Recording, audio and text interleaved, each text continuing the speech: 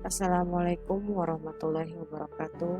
Bertemu kembali dengan saya, Karanina Yulian, dalam mata kuliah Kalkulus Lanjut dan juga Kalkulus 2. Pada pertemuan ketiga ini, kita akan membahas tentang deret berganti tanda, konvergen, mutlak, dan konvergensi bersyarat. Yang pertama adalah uji konvergensi.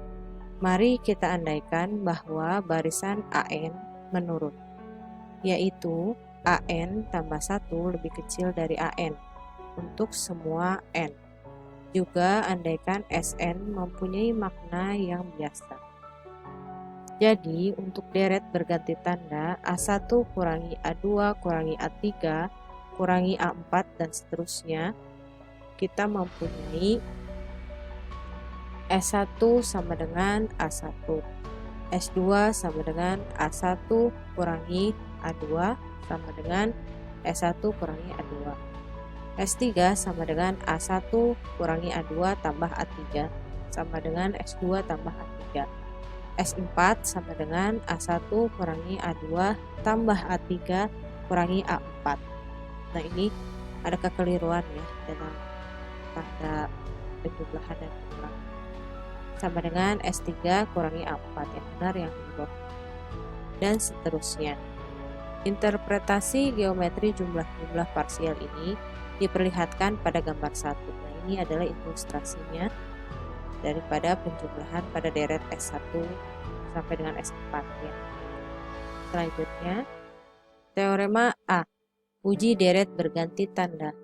Misalkan A1 kurangi A2 tambah A3 kurangi A4 tambah seterusnya. Suatu deret berganti tanda dengan AN lebih besar dari AN kurang 1 lebih besar dari 0.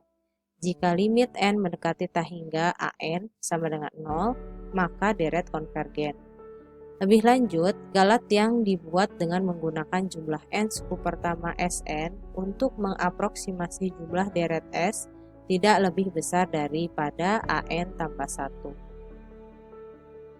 Contoh 1. Perlihatkan bahwa deret harmonik berganti tanda. 1 kurangi 1/2 tambah 1/3 kurangi 1/4 dan seterusnya. Konvergen.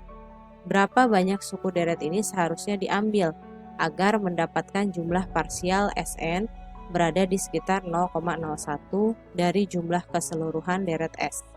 Nah, penyelesaiannya, deret harmonik berganti tanda memenuhi hipotesis teorema A, sehingga konvergen. Kita menginginkan nilai mutlak dari S kurangi Sn lebih kecil sama dengan 0,01.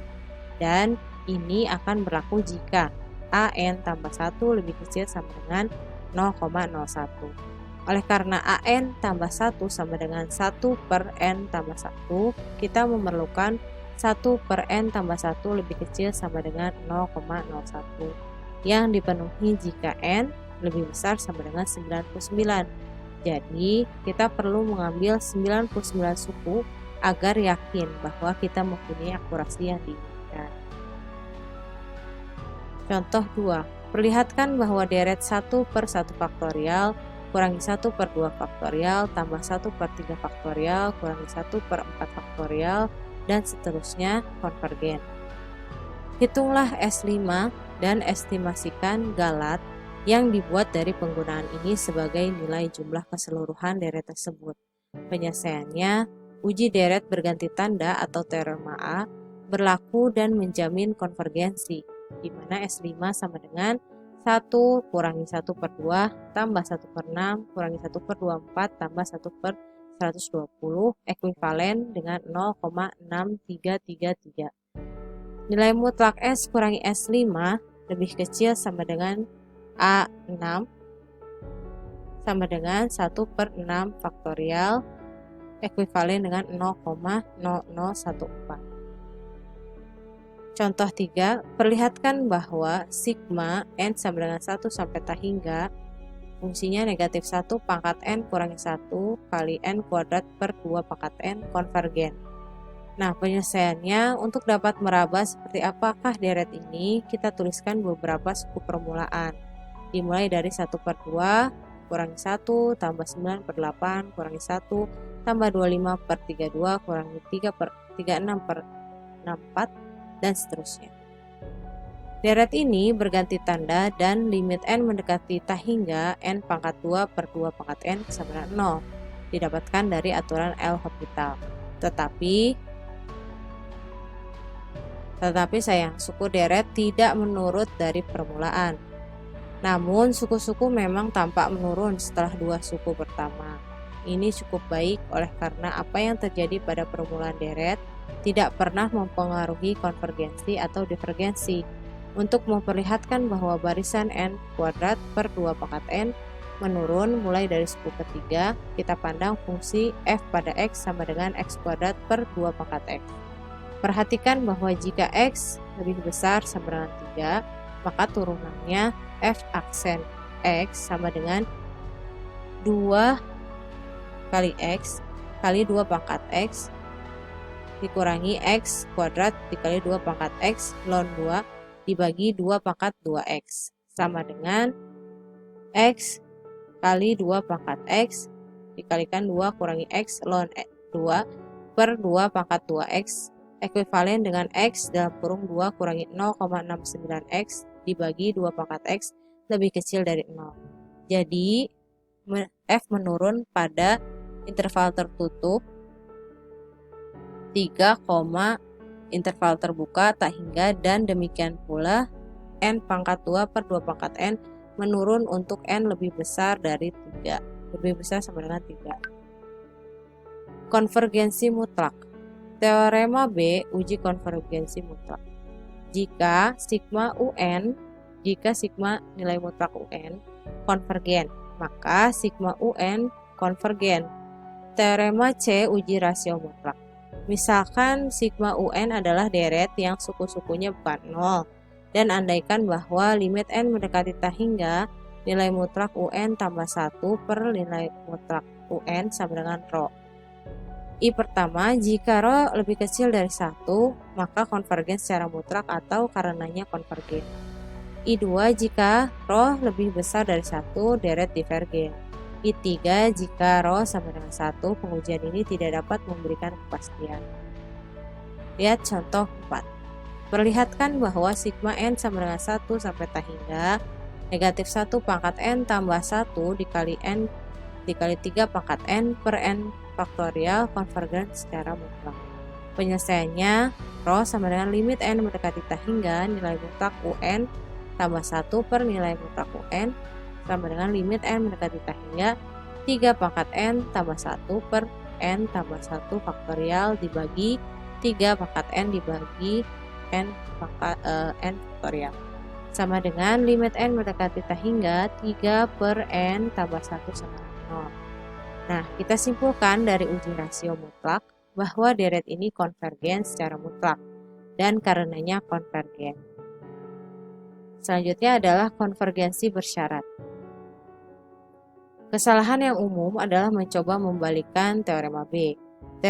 Teorema ini tidak mengatakan bahwa konvergensi mengimplikasikan konvergensi mutlak. Jelas ini tidak benar.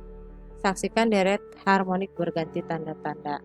Kita mengetahui bahwa 1 kurangi 1 per 2 tambah 1 per 3 kurangi 1 per 4 sampai dengan n konvergen. Tetapi bahwa 1 kurangi 1 per 2 tambah 1 per 3 kurangi 1 per 4 dan seterusnya divergen.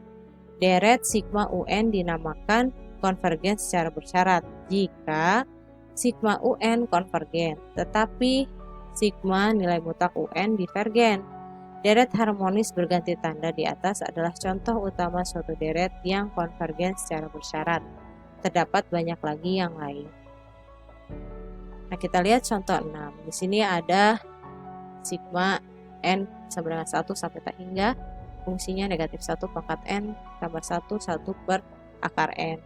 Nah, apakah ini konvergen secara bersyarat? Nah, di sini penyelesaiannya adalah sigma n sama dengan 1 sampai tak hingga negatif 1 pangkat n tambah 1 dalam kurung 1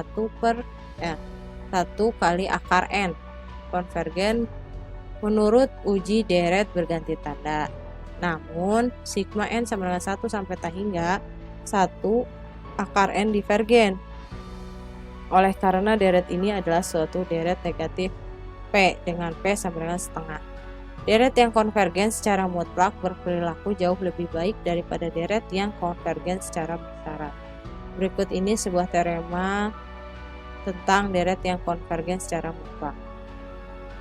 Teorema D, teorema penyusunan ulang.